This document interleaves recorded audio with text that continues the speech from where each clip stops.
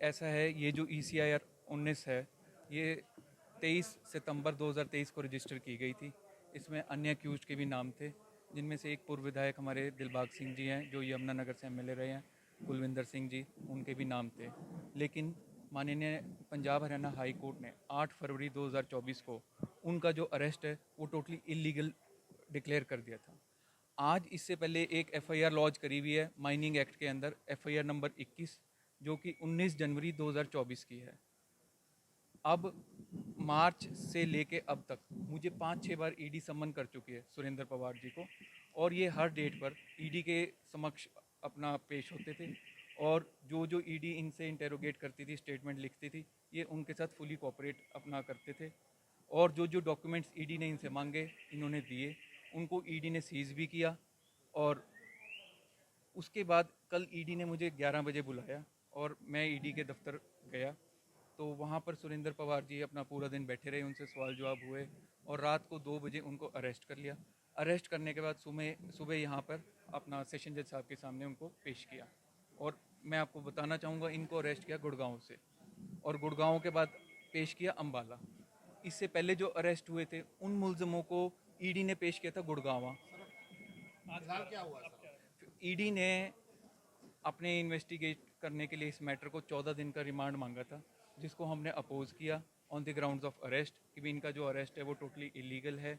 जो इससे पहले FIRs दर्ज हो रखी हैं उसमें इनका कहीं भी नाम नहीं है, और जिन कंपनीज़ को अक्यूज्ड बनाया हुआ है उसमें इनका नाम कहीं भी सरफेस नहीं करता एज डायरेक्टर और एनी सिग्नेटरी इन दी कंपनीज। ये एक इलेक्शन पिटीशन, ये इलेक्शन का एफिडेविट इन्होंने दिया था, उसमें इन्होंने एक DSIL IPL कंपनी में 9% शेयर होल्डिंग दिखा रखी है।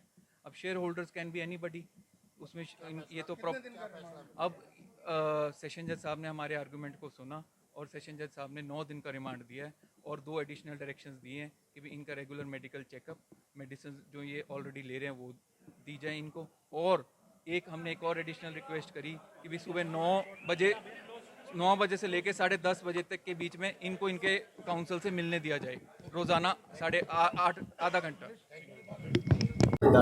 सुरेंद्र पवार पर जो रेड की गई है और जो उसकी गिरफ्तारी की गई है ये पूरी तरह राजनीति से प्रेरित है। सुरेंद्र पवार एक समाज सेवी विधायक है जिसने लगातार सोनीपत शहर में समाज सेवा की और उस समाज सेवा के आधार पर कांग्रेस पार्टी का झंडा पकड़कर वो विधायक बने।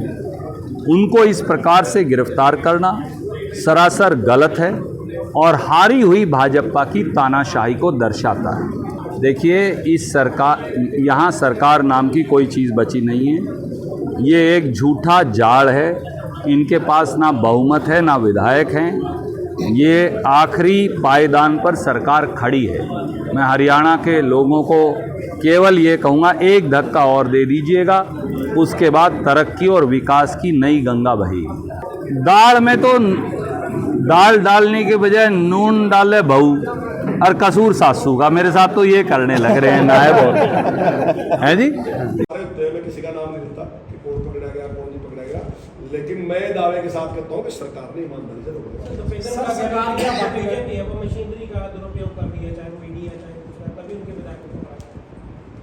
देखिए, ED जो है एक स्वतंत्र संस्था है और वो अपने हिसाब से काम करती है। जब उनको लगता है कि पैसे का दुरुपयोग इस प्रकार से ना, चाहे बाहर के देशों में भेजने का काम है, चाहे वहाँ से भगाने का काम हो, तो इस प्रकार के जो कुछ उनके मापदंड है, मुझे उसकी जानकारी दी है, तो उन मापदंडों पे जब वो देखते हैं कि कहीं गड़बड़ लगी तो उसके बाद वो रेड करते हैं। इसकी जगह से काम नहीं।